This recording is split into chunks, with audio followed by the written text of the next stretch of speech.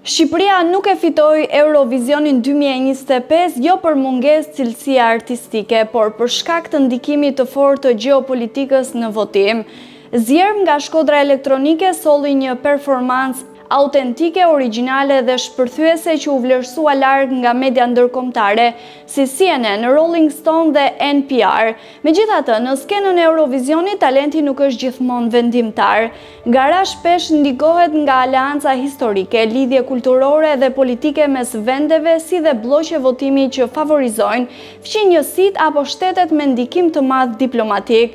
Shqipëria, një vend i vogël, pa një rrjet të fortë aleatësh në votimin gjeografik dhe pa fuqi lobuese të organizuar, u përball me vështirësi për të marrë pikë maksimale pavarësisht cilësisë artistike.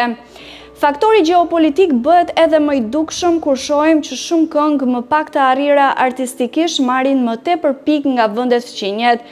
Ky realitet dëmton garën dhe e shndron shpesh në një pasqyrim të marrëdhënieve ndërkombëtare, jo të vlerave muzikore. Zgjerm ishte një nga hyrjet më të vlerësuara nga kritika, por mungesa e mbështetjes strategjike e privoi nga fitoria. Shqipëria nuk humbi për shkak të artit, por për shkak të një sistemi që shpesh i vendos kufi politik kreativitetit.